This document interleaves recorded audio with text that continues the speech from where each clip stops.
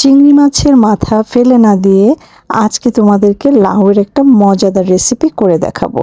মাথাগুলো ভালো করে বেছে ধুয়ে ব্লেন্ডারে ব্লেন্ড করে নিয়েছি একটু পানি দিয়ে।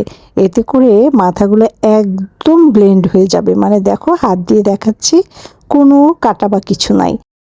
পুরো আস্ত একটা লাউ কেটে নিলাম, আর সঙ্গে কয়েকটা আলু দিয়েছি।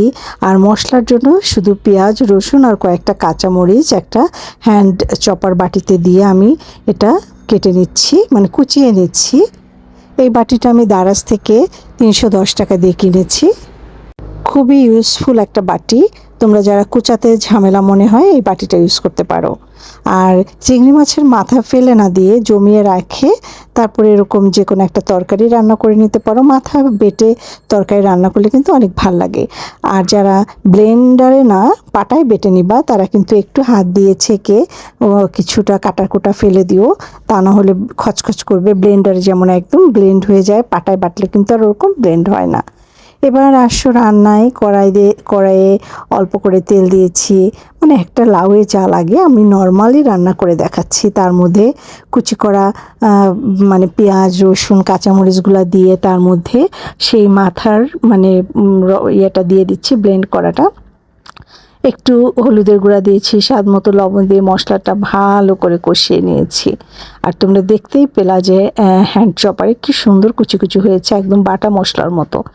এরপরে আলু আর লাউ দিয়ে একটু প্রথম দিকে নাড়াচাড়া করে প্রায় 10 মিনিটের মতো অল্প আঁচে ঢেকে রেখেছি। আর দেখো কতটা পানি বের হয়েছে লাউ থেকে। আসলে লাউ তো অনেক জলসা একটা তরকারি, সো এরকম পানি বের হবে। তুমি কিছুক্ষণ ঢেকে কম আঁচে রেখে দিলেই। আর লাউয়ে কিন্তু বেশি পানি অ্যাড না করলেও চলে। এই দেখো আমি আবার ফিরে আসলাম 5-6 মিনিট পরে, কতটা পানি পানি হয়েছে। অনেকে তো পানি অ্যাড করে না, কিন্তু আমার একটু ঝোল ঝোল তরকারি ভাল লাগে।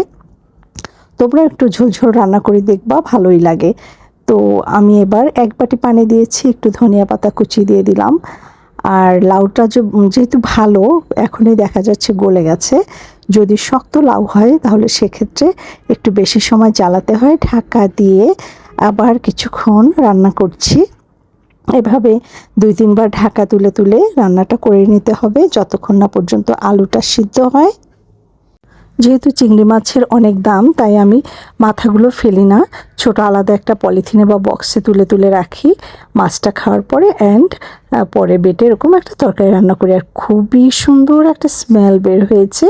যেহেতু মাথায় অনেক স্মেল থাকে, তবে তার আগে অবশ্যই ভালো করে মাথা ধুয়ে নিতে হবে, তা না হলে কিন্তু মাথার মধ্যে অনেক সময় বালি থাকে, কিচকিচ করতে পারে। কথা বলতে বলতে রান্না হয়ে গেল। দেখো কত সুন্দর হয়েছে, উপরে তেলটা ভেসে উঠেছে। আর আশা করি আজকের রেসিপিটিও তোমাদের ভালো লেগেছে। ভালো লাগলে একটা শেয়ার করতে পারো, আমার চ্যানেলটা সাবস্ক্রাইব করতে পারো। বিদায় নিচ্ছি, টাটা।